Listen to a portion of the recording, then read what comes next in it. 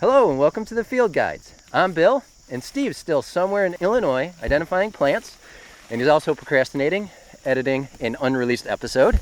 So I'm fortunate enough to be here with Kyle Webster, New York Works Project Coordinator of the Environmental Field Team for New York State Parks. Good morning, Kyle. Morning, Bill. Today, we're going to give you the experience of what it's like to be in the field and on the trail.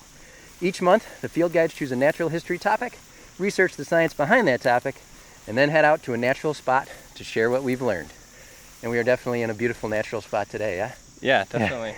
Large grassland area. That's right. Right next to a floodplain.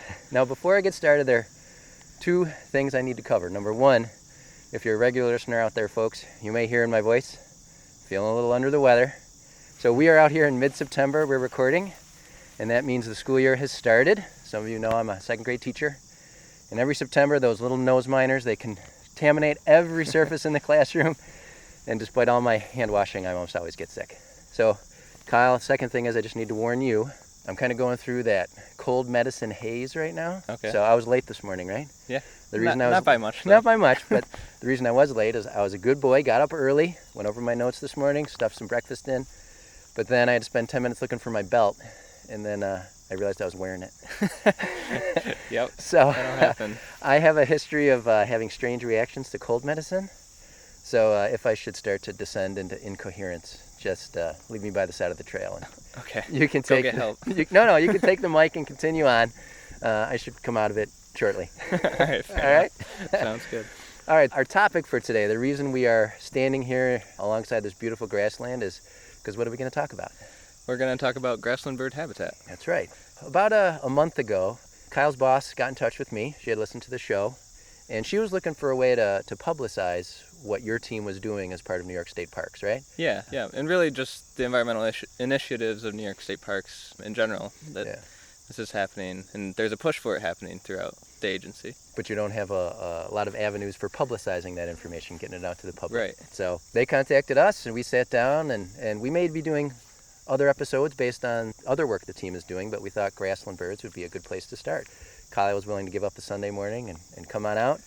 Why don't we just describe, we've described it a little bit, but let's tell the people what we're looking at here. So right now we're standing at the edge of the forest along a floodplain, and we're looking out over this glacially formed landscape, lots of rolling hills, and we're actually in an old hayfield right now. How many acres would you say this is? So this field's around 55 acres. Okay, surrounded by forests. Surrounded by forests, except on one side where there's a road, and it sort of adjoins another cattle pasture and foraging ground for that, a farm, basically, with more hayfields.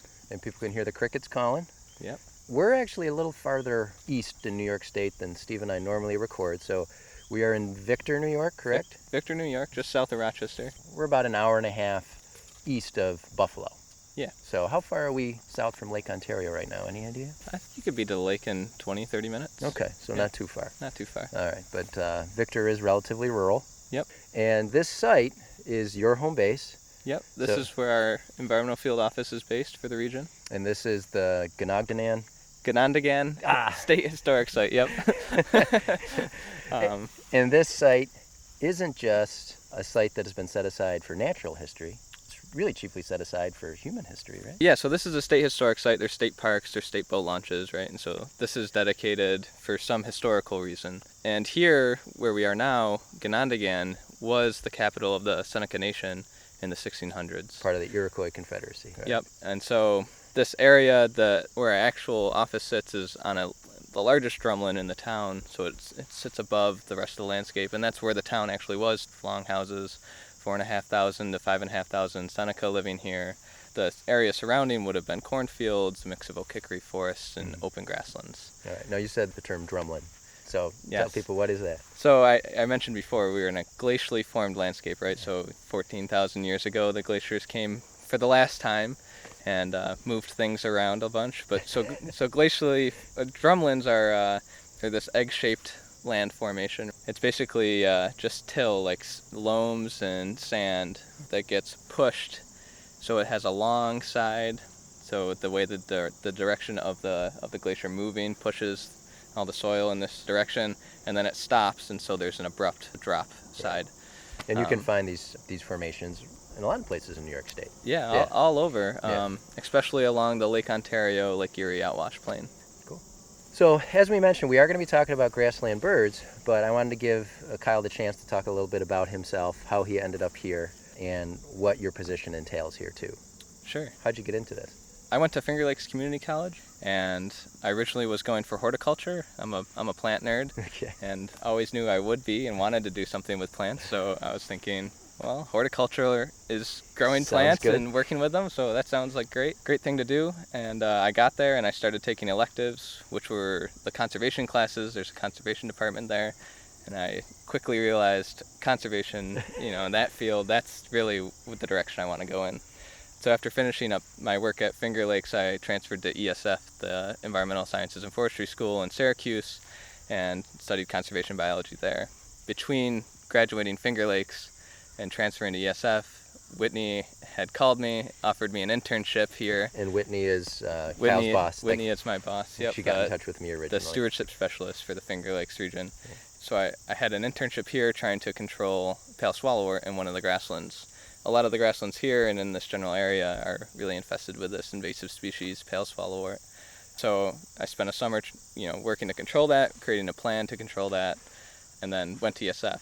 And that gave me a great link because I joined the FORCES program, this Friends of Recreation Environmental Stewardship, which is a program started by the regional biologists to sort of link the public with state parks and accomplish educational initiatives, environmental initiatives, things like this. Gives them an opportunity to participate in the natural resources management, gives us an opportunity to have volunteers come help us.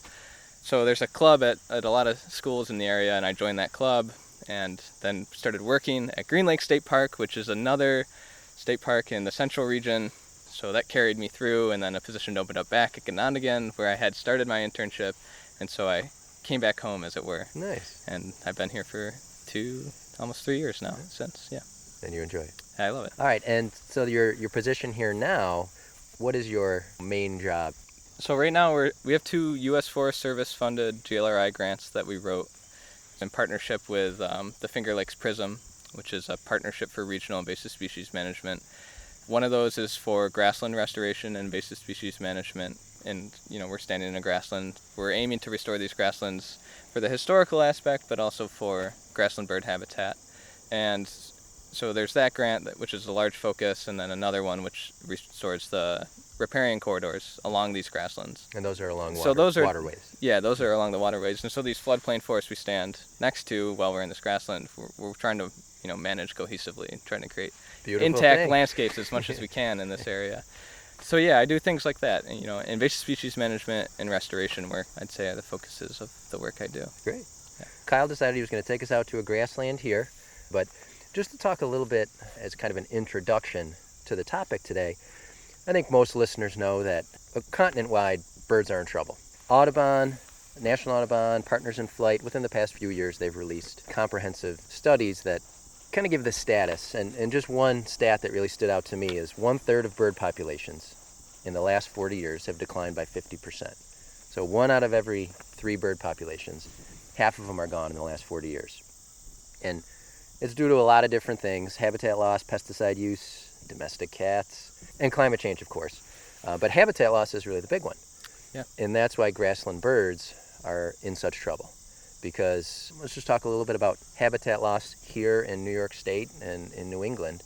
What's happened? Right, we have lots of abandoned agricultural lands, right, that have returned to forest. Yeah, because around 1900, most of New York State was farmland. Yeah, we lost most of our forests, and old-growth forest is a thing hard to find now, right? Even in some places that we think of as old-growth, like the Adirondacks. So basically all of New York was logged. Yeah, so I think some people, they find it hard to believe that we have way more forest now in the Northeast than we did 100 years ago. Right. Depending on where you are, but I think that's a fair general statement. Yeah, definitely, I would say. I mean, you can go in a forest now and still see the hedgerows of the farmland, Right. which it used to be. So we had all this grassland space. Much of it returned to forest, but what was left is now intensively farmed agriculture. Right. So the grassland birds moved in from the Midwest. In many cases, they were here, but the majority of the populations came from the Midwest. The Great Plains. The Great Plains, which is even more intensively farmed, right? Yeah, so So they can't go back. in the Midwest, habitat loss of prairie exceeds 90%. So about 96% of the tall grass prairie is gone. Right. East of the Mississippi, it's 99%. And then shortgrass prairie habitat loss is about 80%. So those birds who had a home, historically speaking, in the Midwest, Sure. they needed somewhere to go, so they came here. Here they came. But now what's happening? Well, now what's left of grassland here, these old hayfields and secession, is it's either intensively farmed or is becoming forest. And so really the quality grassland space that's left is on public lands and is generally managed for grassland bird habitat. Or there's programs to incentivize farmers to mow later in the summer to allow fledglings to get out of the nest before they hay the field. Yeah, so I did come across one study, and it was actually from this year, 2017. And what it did is it looked at haying practices. And traditionally, most farmers are reluctant to delay haying because, at least according to the study, the longer they wait, the forage quality reduces, or goes down. Yeah. So there might be less crude protein and so on. But what this study found is that if they delay into July, that first cutting, it doesn't really reduce the quality that much. So there is some reduction. But if a farmer is interested in providing more habitat for grassland birds, they can hold off until at least some of the species are finished nesting, and it doesn't reduce quality as much as previously thought. Later on, I figure we'll kind of wrap up the episode today talking about some ideas of what people can do to preserve grasslands. Sure. And I actually have some specific dates that I did come across Yeah. for different mowing regimes if you're concerned about preserving grassland bird habitat. So I mentioned before how 1/3 of our bird populations are in decline, in danger really of extinction unless we take conservation measures.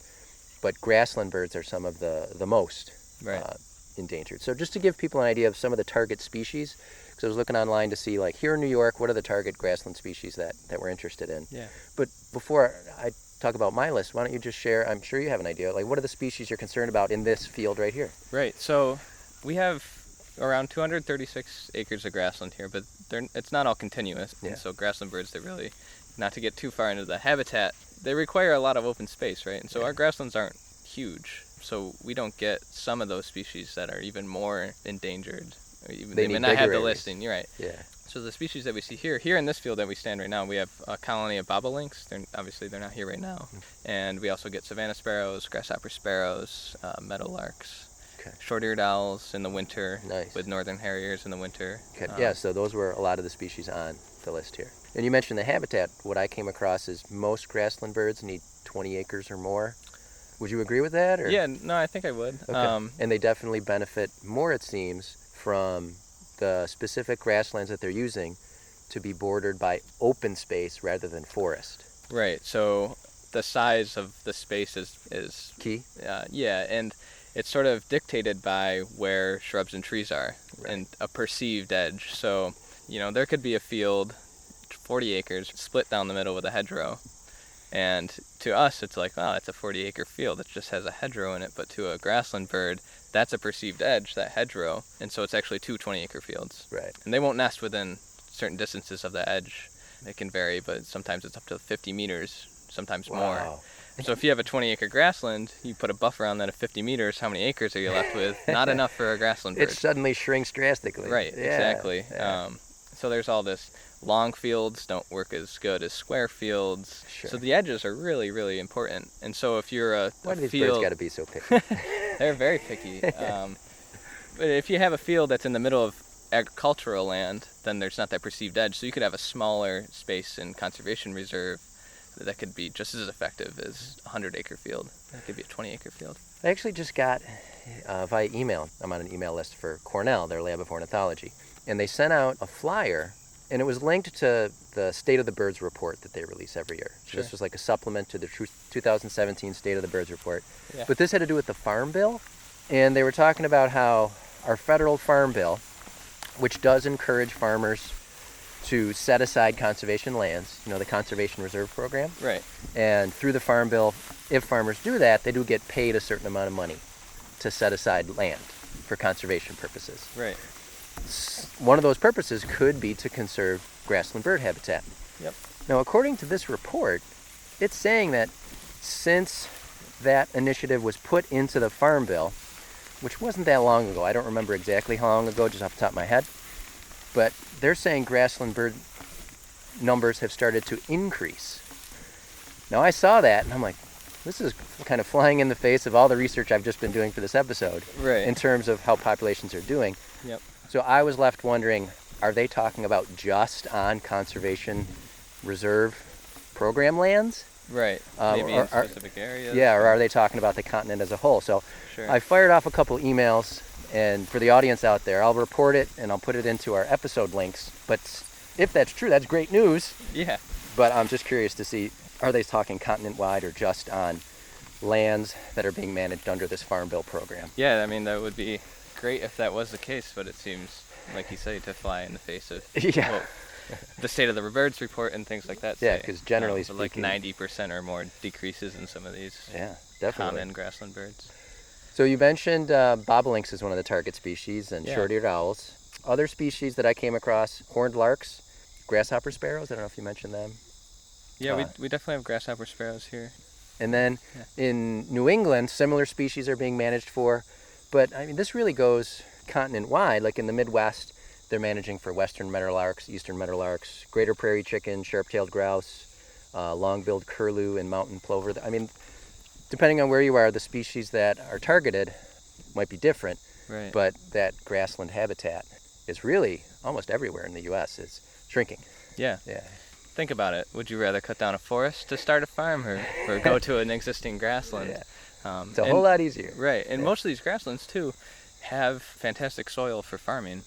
The Midwest, the breadbasket. Sure. That's all deep glacial till, these sandy loams that are can be more than really 10 feet deep, right? Right, which is incredible to think about. That's almost, if you think on a global scale, that's unheard of. Right. We're very fortunate here. Yeah, exactly. And so we've definitely taken advantage of that. Yeah. That'd help us get where we are, right? Yeah, sure. But it's similar here. We're on glacial till. This is all sandy loam hills, and there's not a gravelly bedrock bottom until you're down a good bit.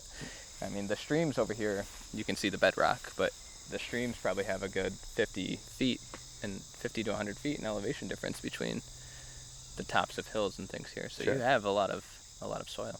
So to keep this area as a field, like what are you guys doing to keep it as grassland? So this field, which is a cool season field, so cool season grasses, just to explain, they grow in the cool seasons, right? So the cool, wet times of year. This is your lawn. This is why it goes brown and you need to water it in the middle of the summer. So this is a cool season field. That's when they're actively growing. And then there's warm season grasslands. And so you can manage them differently. Cool season grasslands like this, we just rotationally mow. So we'll mow half of this year after the nesting season, probably into October. And that'll sort of knock back succession, right? So it keeps forb abundance from getting too high because it's a grassland. They like it grassy, at least the species that we're managing for here, like bobolinks. And it also keeps the shrubs and the trees from establishing. Okay. So that rotational mowing works really well. And that's ideal, right? If you can, you don't want to mow every year. Or if you're going to mow every year, you can mow half the field or a third and sort of do a third every year. So you're not managing this for hay, you're just managing it for grassland birds. Yep. So you guys, you don't have to mow every section every year. Right. Whereas a farmer who is haying, hopefully if he's going to keep grassland birds, he may have to hay every year, but he can adjust his timing. Sure. With grassland birds in mind. Definitely. Yeah. Did you do any burns here? Well, in the warm season grasslands, we will burn. Okay. And actually through this hedgerow, you can't see it from here, but there's a warm season grassland, 30 acres, that we're going to burn next spring. Can we head over there? Yeah. All right. A couple minutes before we get there. That's all right. So yeah, the first burn that State Parks ever did was last year, and it was 20 acres in one of the warm season grasslands across the road here at Ganondagan. And it took 40 minutes to do and 3 years to plan. That's what Whitney likes to say. That sounds like a state project. Yeah. It was really exciting to see it happen, to get it done. But burning is definitely the more fun? Effective. Yeah, it's definitely fun, yeah. It's the more effective way to manage that sort of a grassland, especially warm seasons. You can't really burn a cool season grassland, or at least you shouldn't. You could really kill the grasses, and they're just not. They're not. It's not an ecosystem that's adapted to fire, but warm seasons definitely are. So those warm season grasses, correct me if I'm wrong on going off of my limited knowledge of prairie plants, but their root system goes a lot deeper. Yeah, much deeper. They're beefier grasses. They're much larger, they're much thicker in the stem, and so when their thatch builds up, it doesn't break down very quickly. And so there's actually enough thatch to carry fire. Okay. And if you look here, this cool season, there's not much thatch before the ground, even though it hasn't been mown in 3 years. Yeah, a fire would carry through here if it's dry. It'd just smolder and be really slow and create a lot of smoke and probably kill a lot of the plants that you're trying to perpetuate. It would kill the stuff you didn't want, but it would also kill the stuff you did. Yep. So I think that's one thing we can talk about. Correct me if I'm wrong, but in my research, I found that here in the Northeast, the warm season grasses that you would find, more commonly in the Midwest, Yeah.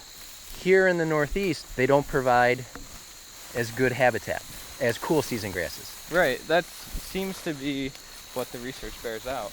Yeah, because it said that we're going through some tall grass. Yeah. Just a little patch of reed canary grass here. This is reed canary grass? Phalaris arundinacea. This is not native. This is a cool season. In the Midwest, they would call it really highly invasive, but it works really well for grassland birds. If it gets too out of hand, that's something that definitely needs to be controlled, but in this sort of old agricultural field, not something we're going to worry too much about. Sticks to the wetter areas. So what I found was that the warm season grasses, the stands that they form are pretty dense, and Right. almost too dense for a lot of the grassland species we have around here. So it seems that the recommendations are for more cool stem species, which are typically non-native. Yeah, it's definitely interesting that these birds who were evolved in the Midwest, where it's all these warm season grasslands, are now doing better in these cool season grasslands. It all comes down to structure, right? Because that's what birds care about. What's going to work best for them? Right. They're all about structure. The structure of the cool season grasses is better for them when they're here nesting than the structure of the warm season grasses. And that could be because when they're getting here in April and May, these are greened up. They look like they're better habitat. So this is where they start to establish territories. It could be that the warm season grasslands, because they're so dense and tall and they're not being knocked back or burned in the fall, that when the grassland birds come, they're still really dense and tall because those warm season grasses retain their vertical structure really well because they're really robust. And that may not be as attractive. And that may not be as attractive to grassland birds coming to set up territories and find nesting places. Okay. Which is one reason why the cool season grasslands might be preferable to the grassland birds. So could you give people an idea of some of the species that you're going to find, like when we talk about cool stem grasses and warm stem grasses? Sure, yeah. So we were walking through one, right? Reed canary grass. You have this Phalaris arundinacea smooth brome, Bromus inermis, another non-native one that gets planted for cattle pasture, cattle forage. Timothy grass, Fluum praetens, orchard grass, dactylus. Yeah, so those are the really common ones. The real cool season grasses. Yeah, right. And those ones get planted for hay all the time. And the dactylus, the orchard grass, and the timothy are bunch grasses. They're very cespitose, so they form this nice structure that the grassland birds like. That's what warm season grasses do as well. Okay. They form that nice bunching structure. That's where they build their nest. That's where a lot of them will build their nests, is around the bunch, in the bunch, near the bunch. It leaves space open on the ground, right? So they have pathways to walk. A lot of grassland birds are feeding on the ground.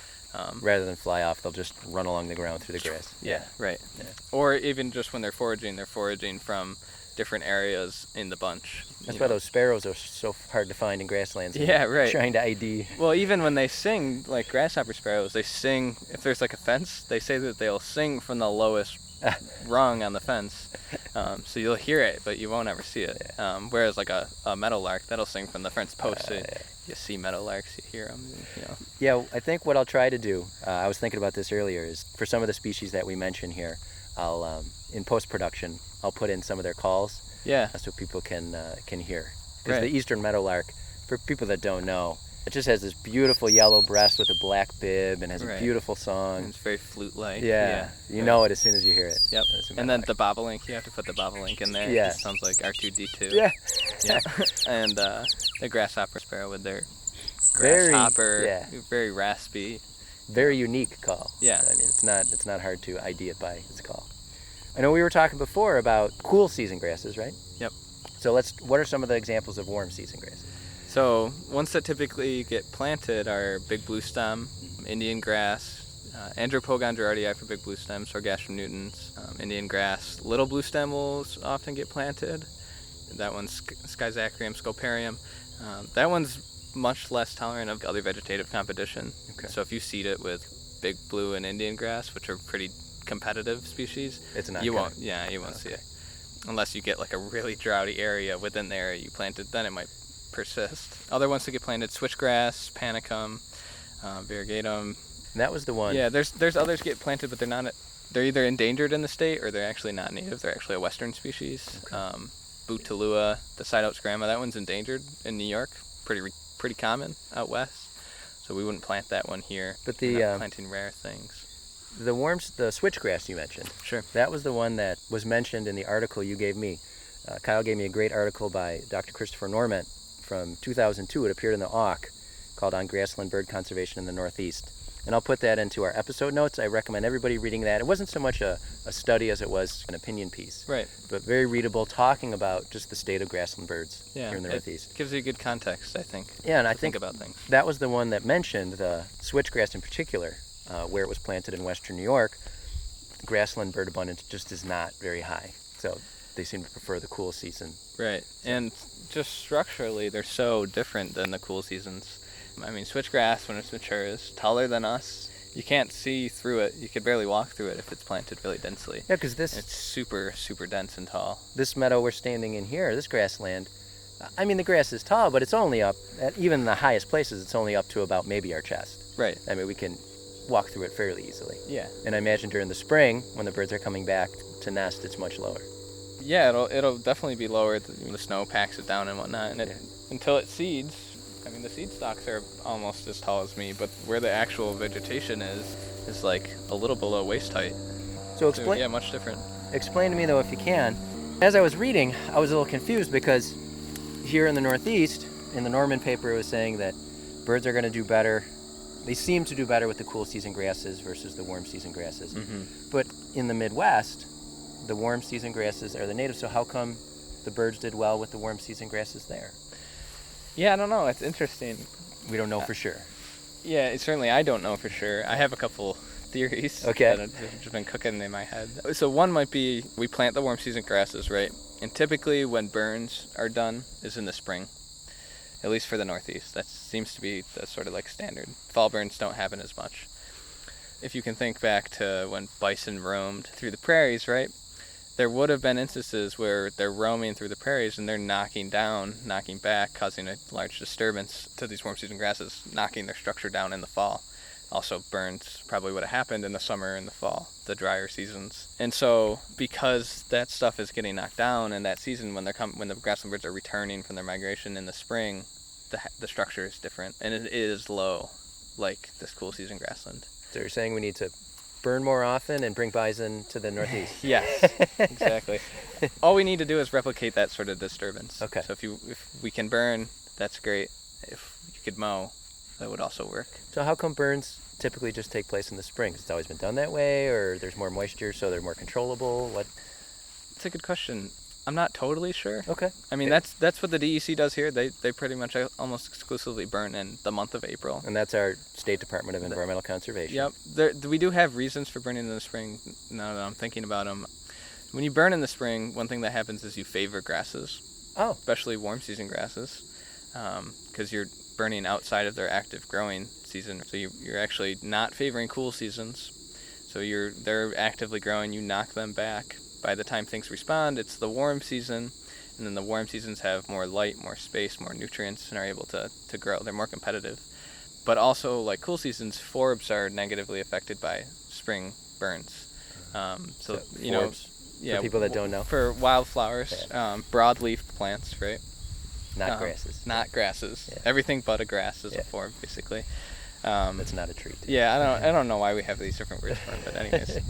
Just to exclude people. Right, I guess so.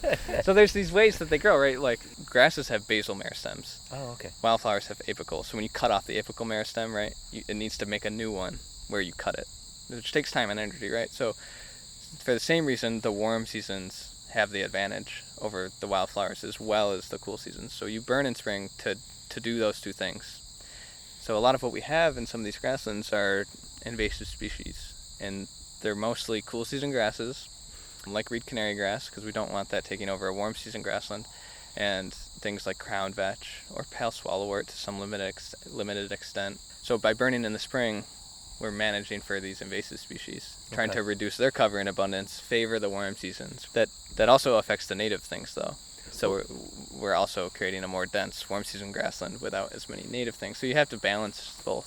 So here, are you actively managing more for warm season or cool season grasses? It depends on the grassland. Okay. There's two grassland areas, one's 30 acres, one's 40, that were planted with warm seasons for historical reasons because of journal entries that suggest that there was large open grasslands around this Seneca village and town. How big? For hundreds of leagues to the east, west, and the south. So Wow. all over the place, right? It would seem. Certainly there was like oak hickory forest intermixed with these. They're probably something more like an oak opening.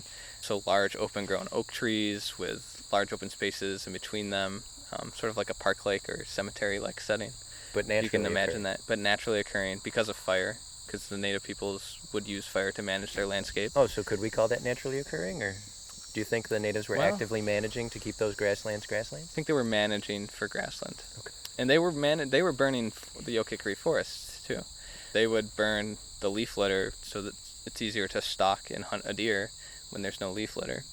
They would also do it because it favors the oaks and the hickories, which are nut trees, which are a huge source of food. Yeah. They were sophisticatedly managing the landscape for their purposes. It just happened to benefit a lot of other things as well, it seems. But anyway, so we planted warm season grasslands, and we're going to manage them as warm season grasslands for historical reasons, but also for grassland birds. There's also invasive species in them, so there's all these different things that you have to contend with to figure out what is the best method. But here at a state park site, Yeah. you're not just managing for ecology, you're also managing for historical purposes. Yeah. So why don't we head into the shade? Sure. And I can bring up the topic that we've been skirting, or at least I haven't brought up yet, but I think it's an important one. So what we're doing is we're leaving the cool season grassland now. Right. And then we're heading into this, it's almost like a tree island. On the other side of it is the warm season. Right. Yeah, the warm season grassland. So this whole stream corridor is forested. It's just really early successional forest, walnuts and ash. We have EAB here, emerald ash borer. Yeah. And it's in the stand, so we don't expect the ash to be sticking around for very much longer, which is a concern for a lot of reasons. So this is going to look a lot different sometime soon, but we are planning to replant a lot in here and maintain the riparian corridor, because that's really important for watershed health, for maintaining diversity.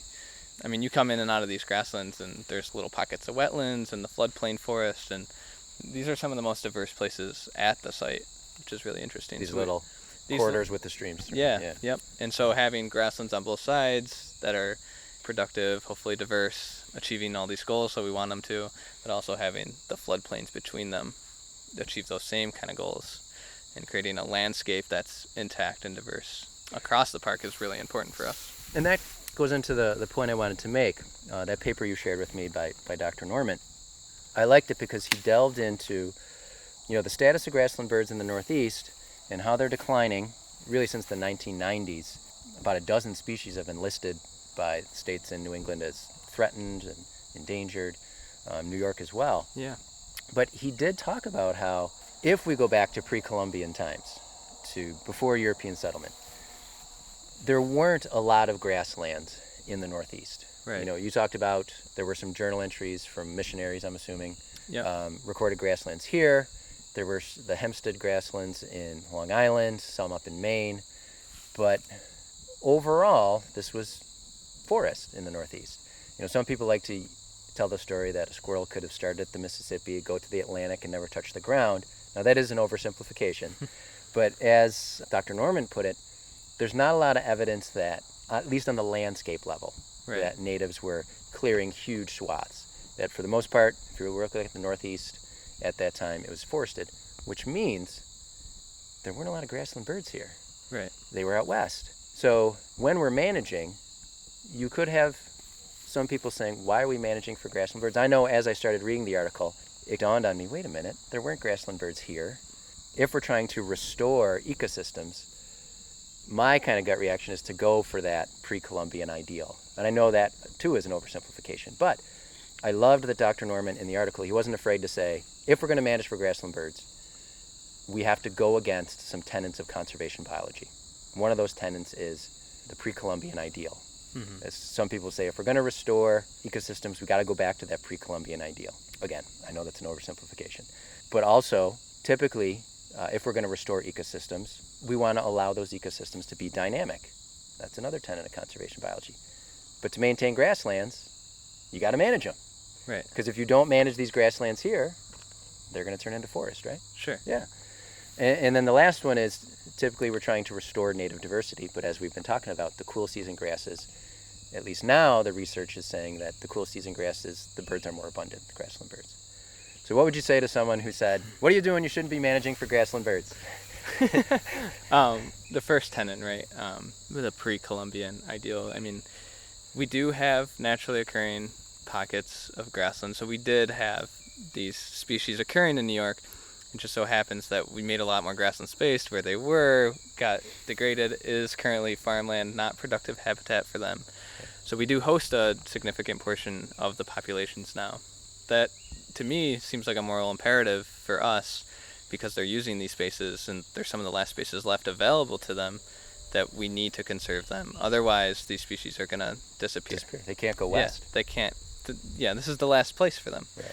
And I mean, they have all sorts of issues in their migratory range as well. Bobolinks are hunted as agricultural pests in Argentina, which is kind of crazy, right? They're unprotected there. But we have some of the last space for them, so it makes sense to conserve it for them. Otherwise, they'll disappear. Yeah, I'm playing devil's advocate here, but those ideals are just that, ideals.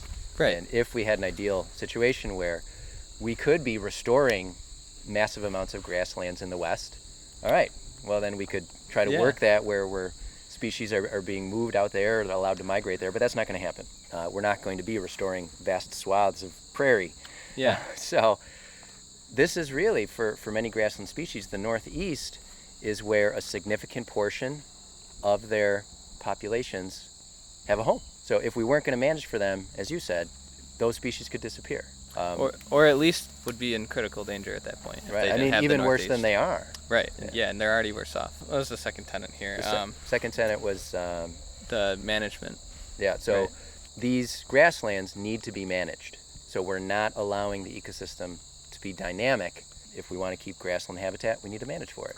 That could be mowing, herbicide use, right, fires. Yeah, fire for sure. I mean, grasslands are dependent ecosystems, right? So even native, naturally occurring grasslands need disturbance. And so if you want grassland, period, even if it's naturally occurring, you're going to have to disturb it. Right. That's its stable state. That's when it's at dynamic equilibrium, is when it's in a disturbance regime. Right. I mean, even forests have a disturbance regime. They're just different. A lot longer usually. Yeah, a lot longer, maybe a little more local and spread out. But even in a forest system and the grassland system, historically, I mean, what was the major disturbance? It was fire. Right. It was grazing. And where they persist now, and where they may have persisted without grazing or fire, is really droughty areas, right. Rocky outcrops. There's a native naturally occurring rush oak opening in Rush called Rush Oak Openings. It's a DEC unique area. Is that the last? And it's the farthest east occurring remnant oak opening. Wow. In the United States. And it's only 13 miles from here, but it occurs on this really shallow soiled area. It's a dolomite knob, so it's like really calcium rich soil. Which is why it wasn't farmed. Right? Which is why it wasn't farmed, and the family protected it and then donated it to the town, and then the town donated it to the state, which is how it escaped cultivation. Yeah. But so that needs to be burned, and it does get burned. But otherwise, it would still return to forest. In that site, as well as this site here, you can't allow them to naturally burn. Yep, because there's houses right. and other properties. And so those ideals about conservation biology, those work great when you can have large areas that you're managing, hundreds of thousands of acres, like some people are lucky enough to be managing out west. Yeah. But here in the east, that doesn't happen very often. Sure. Where you're going to have large areas where if a fire does occur, maybe you could allow it to burn naturally. So here, it seems, we have to make some compromises. We have to take a large-scale view. And that's the other point I was going to make about Dr. Norman's paper is he said we shouldn't just be managing necessarily for grassland birds. We should be managing for birds. And I would take that one step further and say, wouldn't it be great if we could manage not just for birds, but for other organisms as well, and really have a comprehensive management plan. And I know that's a pie-in-the-sky ideal, but... Well, I mean, it's something to shoot for, though, right? Right. Certainly, I mean, we have over 100 species occurring at the site, so not 100 grassland bird species. But, yeah, we are trying to manage the whole site for them, and actually we're going to be dedicated as a BCA, which is? A bird conservation area, which is the state designation for state properties. Nice. Actually, I think we are formally now one. The ceremony just hasn't happened. It's going to happen here soon in October. I mean, and that's for the grassland space that we have, but also because of the general diversity that's here. And then, you know, you have the floodplains between the grasslands. We're not going to cut down the floodplains to expand more grassland space because they are diverse areas in their own right with a different assemblage of birds and things like that. Sure. So yeah, managing landscape is definitely ideal. And we're not 10,000 acre reserve here or anything like that, but that doesn't mean that we can't apply those same ideals in some senses. With the realization that you're limited in terms of your acreage. Ideally, we would wait for lightning to strike and burn the grassland, but the fire department would come really quickly and put it out, and no grassland would actually really burn. That would have to be. So we need to work with them to light the fire and control it to make sure that happens. That would have to be a very accurate light. Yeah, right. Yeah. I mean, there's a tree out in the middle of this warm season grassland. It's a shagbark hickory. The top is dead. It's been struck by lightning, and it's clearly burned in the center. So at some point, you know, it can't be that old of a tree. Sure. So why don't we head over into the warm season grassland? Yep. We're gonna have to cross this little creek up here. So as we mentioned before, we're heading through this little riparian area with some trees. Lots of riparian or riverbank wild rye, some other native species, Chelone glabra, the turtlehead. Lots of Virginia creeper around. Poison ivy. Poison ivy. There's a lot of poison ivy. A bunch of asters, lance leaf aster. Some of the more open areas you get Symphyotrichum firmum and Punicium. It's a purple stemmed aster. Okay. Yeah, so these floodplain areas, they're some of the most diverse areas at the site as well. So definitely don't want to disrupt those for grassland bird habitat. Do you think because we were talking before about how if you have a grassland and you see a row of shrubs, and to us it doesn't seem like a big deal, but to a grassland bird it is. Yeah, right.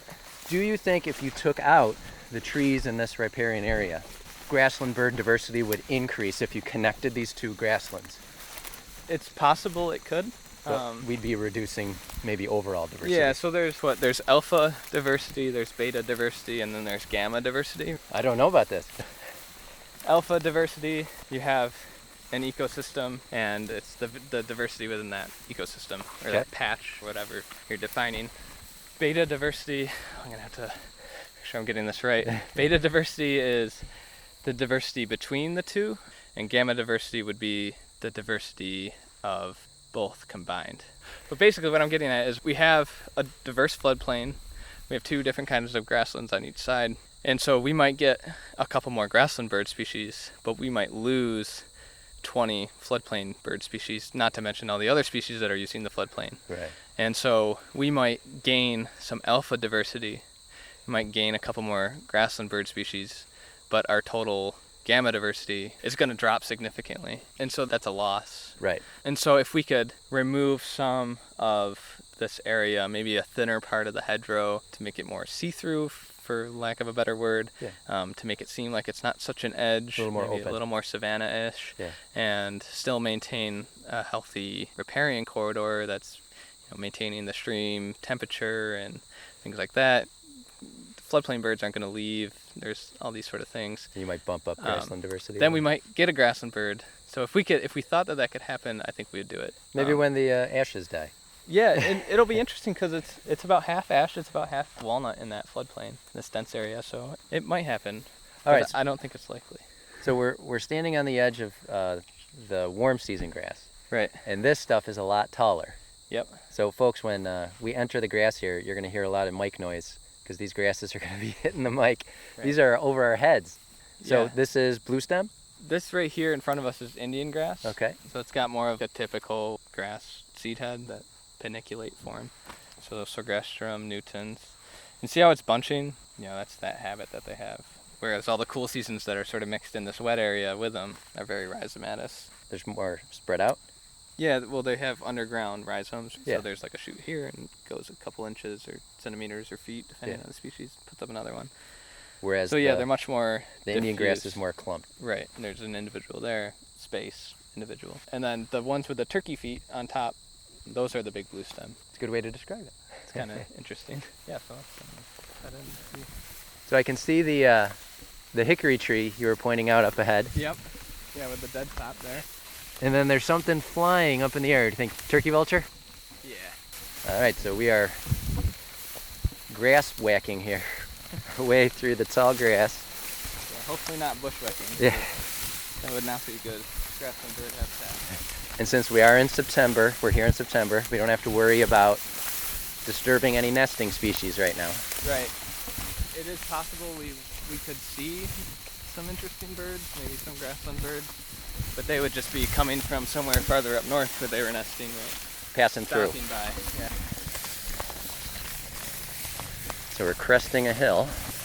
I can only see about 10 feet ahead, not even. We should have a decent view if we can see above the grasses. Okay. They will get shorter at the crest because it does get a little droughtier, but not by much. So right here, kind of in the middle of it, it really seems to be dominated by the blue stem and Indian grass, right? Yeah, and if you look around too, that's basically what's in here. I don't see much else. Yeah. There's like some dandelion, not much though. there's some hawkweed. There's a black-eyed Susan. Right, and those were planted too, and so the black-eyed Susans should be much more abundant. But again, we have these, see how it thins out when we get to the top here? Yep. We have these really dense warm season grasses. It's not very diverse up here, which is definitely an issue. And then the density and the height when grassland birds are returning it's not productive habitat for them. So, we're working to try and figure out ways to deal with that. We're gonna mow some test plots in some of the grasslands. We burned half of one, so we have a burned spring, mown fall, not burned, mown fall. We'll have a mown fall, burned spring. In this area where we are, and controls to go with those, just mow little 1 acre patches to see, do we reduce some of the density? Do we get more forbs, more wildflowers? Just to see the response. So in those test patches, are you just going to allow things to regenerate, or are you going to be doing any planting? No, we'll just allow things to regenerate. We'll Okay. see what's there and what happens. Replanting is definitely an option, but planting things into a really established warm season stand like this is Because the roots are so... yeah, and Deep it's so roots. dense for light as well and space. It could be really difficult to get stuff to establish. Now, you were mentioning before that one of the things you might be thinking, or other people might be thinking of trying out, is for the warm stem grasses to see if grassland birds respond more favorably, is to spread them out a little more. Right. So this was planted at like 7 to 9 pounds an acre of seed, and so you get this really, really dense stand. And where it gets a little more diffuse and a little more patchy, like there's a patch of Indian grass there, some low warm seasons or cool seasons mixed in with a lot of wildflowers and things like that. So you get this up and down. You get vertical diversity, vertical structural diversity. You get compositional diversity and species diversity plant-wise. That could be more productive habitat. Okay. And so we have an area that we're restoring or enhancing, which had a lot of hedgerows, it had a lot of shrubs. It's on its way to shrubland, really. And so we're taking that back. It also has a lot of pale swallowwort, one of these invasive species that's really bad. So we've been controlling that, removing the hedgerows and the shrubs, and we're going to establish a warm season grassland. But we're going to plant it at 2 to 3 pounds an acre, not 7 to 9. And we're going to include a lot more wildflower diversity and include some native cool season grasses. So there is that year-round, so it's greening up earlier. It's going to have vegetative structure that's favorable, at least in some areas, to grassland birds as it gets established, as the warm seasons get established, because they'll take 2 to 3 years before they're really visible. No, I don't know much about prairie habitat and the composition of the plants there, but do you know historically in the Midwest, these short grass and tall grass prairies, were they more spread out and more diverse than what we're standing in right now? That's my understanding, and I definitely don't want to come across as like an expert in Midwestern prairie or whatever, like, because I'm not. But that's my understanding is that... We're in almost central New York, so I think it's okay. Yeah, I mean, this is my experience as working in old agricultural fields, not Midwestern remnant prairies. But they had a lot of wildflowers. They were really diverse. There's these super diverse areas that used to exist. And, unfortunately, are mostly gone. Right, and even prairies that are planted out there often get criticized as being not as diverse or overly dense with warm seasons. And we had someone come out from the Audubon, the Cornell Lab of Ornithology down in Ithaca, because we try and work with partners and work with the experts to figure out, are we moving in the right direction? Good. So Dr. Chris Normant is someone who we've reached out to and who has graciously come out to tour the Grasslands and be like, well, you should change this, or this is nice, and give us a little perspective on things. But the Cornell person, or the Audubon person rather, suggested some of the edges of the grassland where it wasn't really planted, but where things have snuck out, it's a lot patchier, like I was explaining. He's like, oh, if you could get it to look something like that, it would be much more productive. So that's what we're aiming for in this area that we're planting in the fall. All right. Well, what I wanted to do, because we're nearing our time limit here, Sure. What I wanted to do is talk a little bit about climate change. Yeah. Because we haven't really touched on that yet, but just give people a very general overview of how grassland birds are responding to climate change. And National Audubon has recently released a website talking about how birds are going to respond to climate change. I don't know if you've seen it, climate.audubon.org, but they have these maps that show between now and 2080 how a number of birds, their ranges will shift in the face of climate change. Yeah. What we're projecting to happen. So there was one that I found distressing, but very, very interesting, was the Baird sparrow, which we don't have around here. Right. That's one that they're projecting that it will lose perhaps 100% of its range by 2080. Yeah. So if things don't change. So a lot of people think, well, things are just going to shift north. But it's not that simple. Right. As we've talked about a lot today. Yep. It's complex. And the Baird sparrow, you find them in areas of the West, they can't just shift north. For whatever reason, the habitat just isn't suitable, and what's predicted for climate change, those areas to the north of its range aren't going to be suitable. So along those lines, I looked at several studies. There was one in 2016 from last year that used the North American Breeding Bird Survey. And I'm going to talk about that a little later on. That's something that people can actually participate in to help monitor the status of birds. This appeared in the Condor, and they wanted to evaluate the yearly abundance of 14 grassland bird species and see how they did related to variations in precipitation and temperature. Now this was in the Badlands and Prairies Bird Conservation Region. And they actually looked at 1980 to 2012, so they had a nice spread. That's a good range. And it pretty much played out like you would think, with projected warmer and drier weather. Sparrows especially may be threatened by future climate change, but they did say climate change is going to vary among species. So some species, their ranges may expand. Right. But overall, it's expected that diversity will decrease. Not a good thing. They also talked about, another study looked at forest birds versus grassland birds. And this study looked at 30 forest species and 10 grassland breeding birds over 20 years. And they were looking at whether increased amounts of available land cover would modify responses to climate change, and would the effect of increasing land cover amount, would that have an impact too? So they kind of looked at a spectrum of heavily forested to lightly forested, and then in grasslands, how sparse to how thick. Right. And what they did find is that forest birds, generally speaking, are not going to be impacted as much. That those forests seem to have a buffering effect. And I think that's one reason we talked about at the beginning of this episode, that grassland birds, out of these bird species that many of them are declining, grassland bird species seem to be impacted the most. Just because standing out here, yes, this grass is tall, but not a ton of cover compared to a forest. It's a harsh ecosystem to try and live in, for sure. It's hot out here. It's hot out here. When it rains, it pours. Yeah. Definitely not as much cover. And then the last one I found, which I thought was neat, was Henslow's sparrow. That is one, it's expected that it's not going to shift northward, but that its range will actually contract to the southwest. Huh.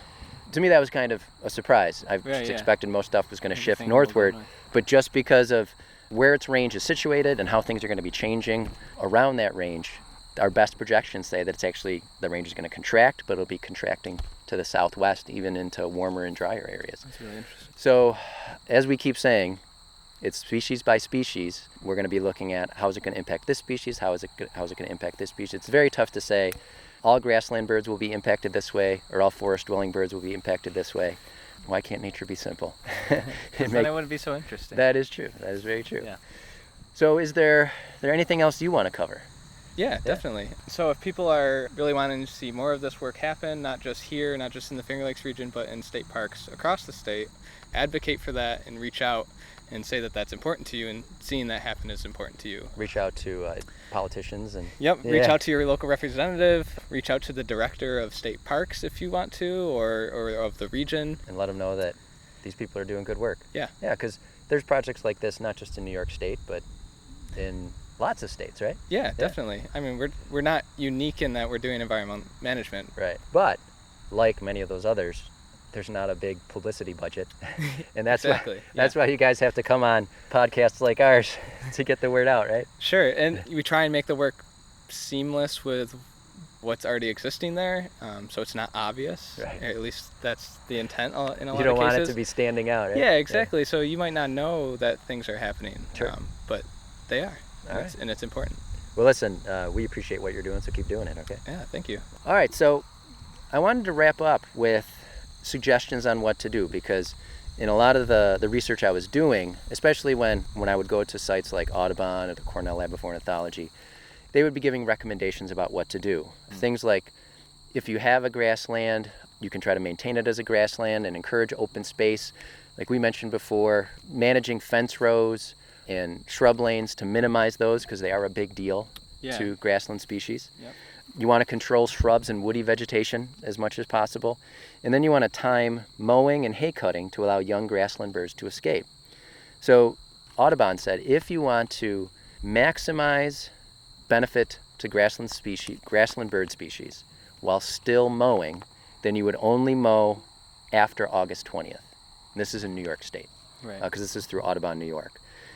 And then they take it one step lower. But if you want to mow more than that, if you're managing somewhere for hay, then you want to do it once before the 20th of May and once after August 20th. Those are kind of the two best.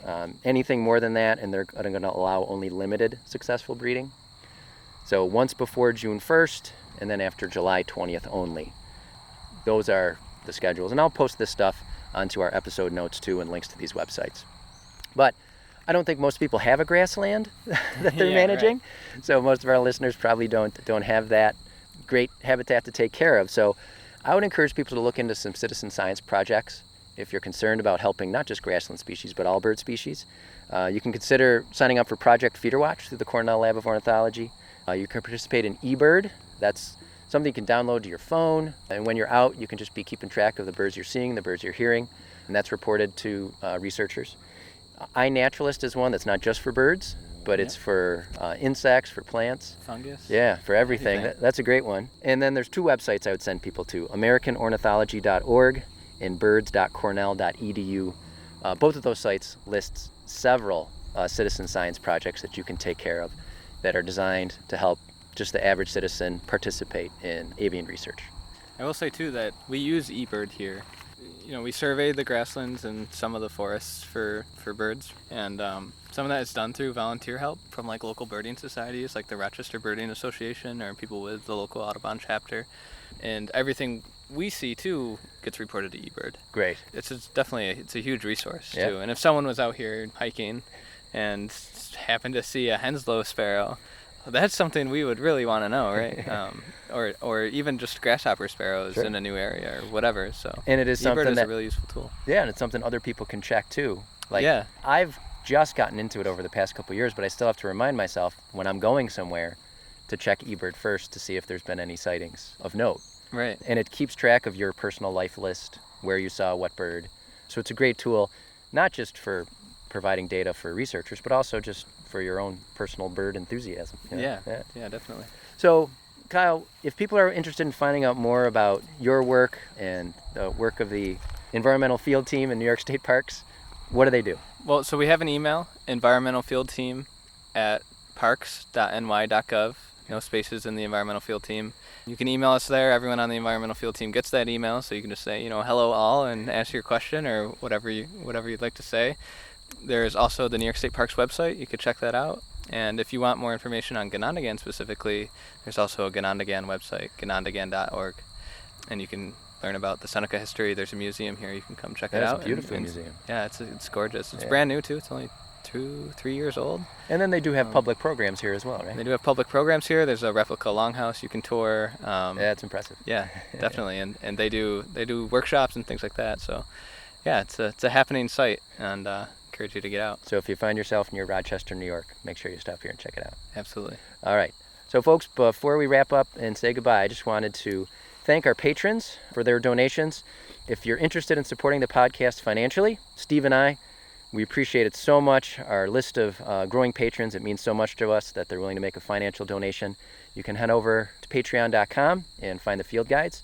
As always, if you're not able to make a financial donation, you can support us by leaving a review on iTunes. Starred reviews are great, but if you can write a review, that's even better. That'll help put our podcast in front of people that share your interests, and iTunes will recommend the podcast to them. You can also follow us at Facebook and share our posts and our episodes through Facebook. You can like us on Facebook. You can check out our website, thefieldguidespodcast.com, and you can email us at thefieldguidespodcast@gmail.com. You can also follow us on Twitter and on Instagram. So, Kyle, thank you very much for coming on out and showing me around today. I appreciate it. Absolutely, I had fun. And I'm hoping in the future we'll be able to work again and get other people from the team in front of the mic too. Definitely. All right. Thanks again, and folks, we will see you next time.